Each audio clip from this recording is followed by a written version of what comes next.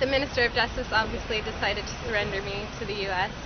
We've entered an appeal, and we expect that the appeal is going to go through.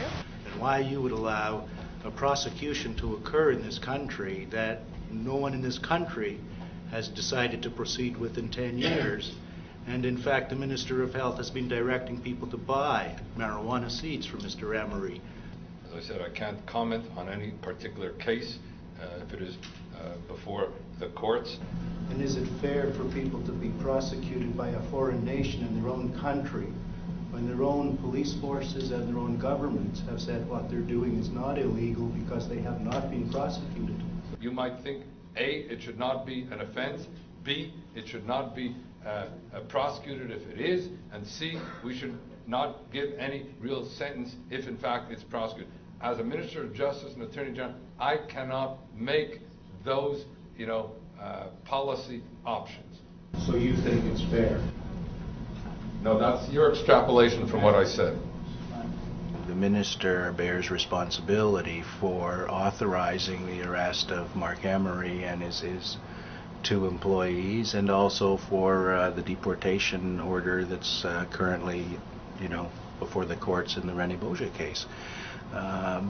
Be that as it may, that doesn't mean that, we are going to get, as members of the public or members of the press, straight answers from him about what he's doing. This government is sending very mixed messages about his marijuana position, and I think that's because it reflects the befuddlement in Cabinet about what should be done. As Attorney General, it would be hard for him not to know what was going on. So on one hand, I have to throw my faith in him to not extradite me, but on the other one, he's leading the investigation. And of course, here's a guy who said his own children were big fans and watched pot TV all the time. So, I'm dealing with a strange irony is that this man's children smoke pot, and that they watch pot TV, and that they're probably chronic, and yet at the same time he's sending their, an inspiration to his own children, potentially to a life sentence without parole in the United States prison for doing what no one here ever complained. And that he certainly, no Canadian politicians ever come to me and complain about what I do. I think it was pretty clear from Cutler's performance that he's uncomfortable with the marijuana issue at this point in time.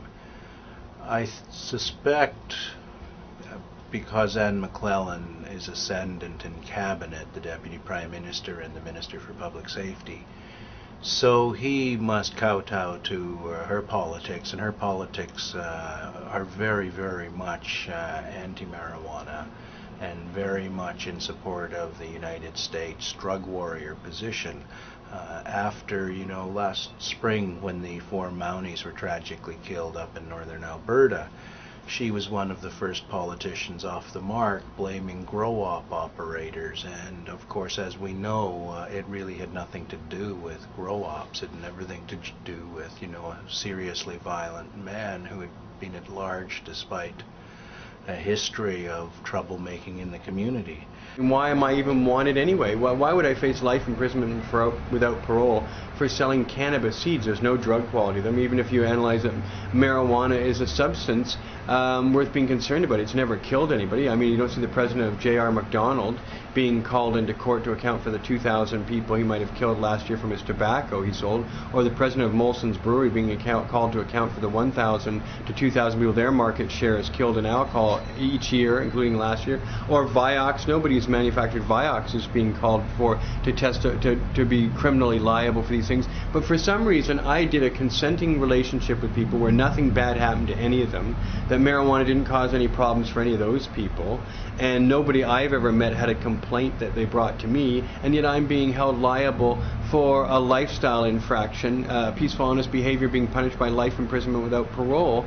And of course, we all know that's because it's the politics. It's the good that I've done in bringing the worldwide movement together to bring pressure to bear on the democratic and peaceful systems throughout the world that are changing the world, and they want to stop that.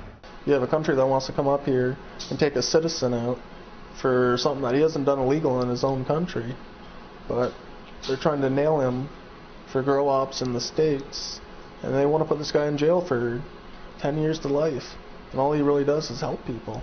We can talk about the kind of inequities in America on this issue until we're blue in the face, be it, the 90-year-old veteran that's being imprisoned because police busted him for smoking reefer to, look after some of the effects of aging and his medical conditions, or to, Tommy Chung, a comedian who gets jailed for 9 months, ostensibly for selling glass pipes that someone could conceivably be using to smoke marijuana in.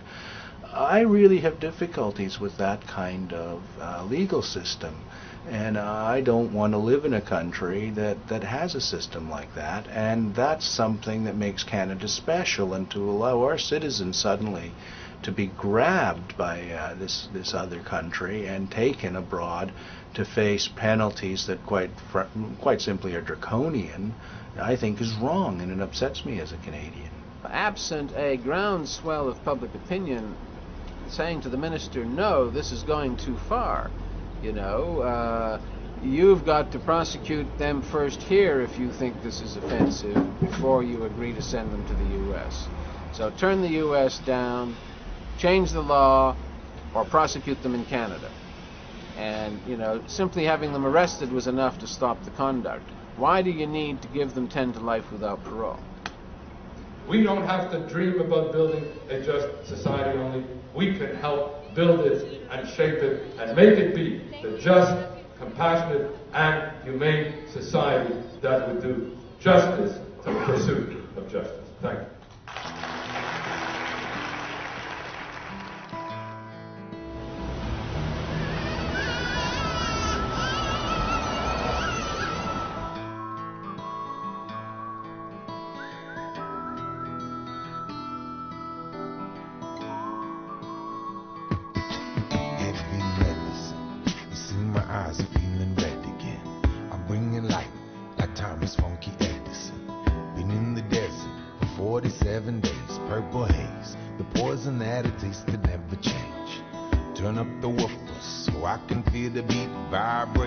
My belly like a bomb in harmony, summer heat. My back is sticking to me to the seat.